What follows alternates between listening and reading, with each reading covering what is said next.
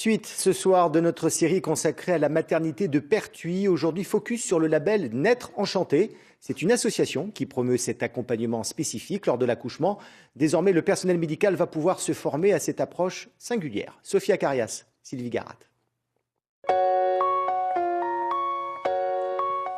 Dans quelques jours, Agathe va mettre son 4e enfant au monde. Elle a rendez-vous pour la dernière fois avec sa sage-femme, Laurence. J'ai ma gelée, je suis désolée. On est à 33, parfait. Plus 33, c'est à terme. Justement ça.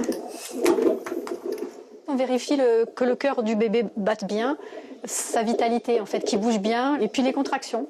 Et dans quelle mesure ça pourrait être un début de travail ou que ça ait pu faire avancer ou dilater le col. Et si Agathe est aussi épanouie, c'est parce que depuis plusieurs semaines, avec Laurence, elle suit une sorte de coaching. Dans la pièce d'à côté, elle se prépare une dernière fois à la naissance. Agathe souhaite un accouchement le plus naturel possible. Mais ici, elle veut envisager tous les scénarios, même les plus désagréables pour elle, comme celui du déclenchement. Donc on va essayer de vibrer ça, c'est-à-dire à la fois cette crispation de se dire qu'on ne vous a pas écouté, et à la fois de se dire que on va être en travail et on va pouvoir mettre en place l'entraînement. D'accord ? D'accord. Ok, on y va.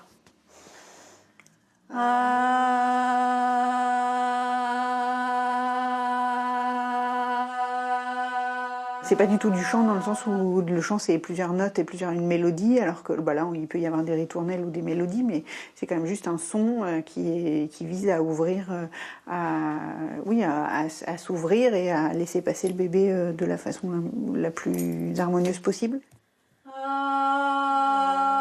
Naître enchanté, c'est redonner la faculté à la personne qui accouche de vivre son accouchement et de le vivre pas obligatoirement sans péridurale. L'idée est pas, mais de le vivre pleinement. Les personnes qui viennent à Naître enchanté, c'est souvent des personnes qui veulent vraiment prendre à bras le corps leur travail, quoi.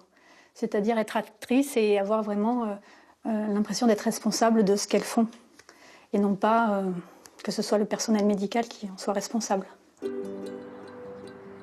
À la maternité de Pertuis, cette méthode de coaching mental et vocal, on la connaît bien.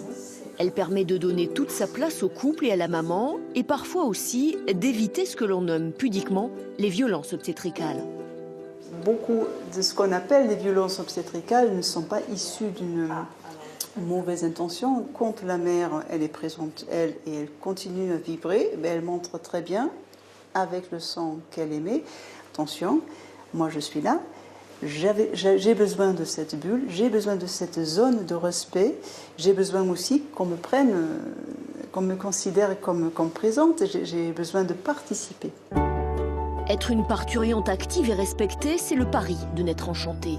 Cette nuit, à la maternité de Pertuis, Agathe et son mari vont mettre leur 4e bébé au monde, quasiment en autonomie, mais surtout en toute sécurité.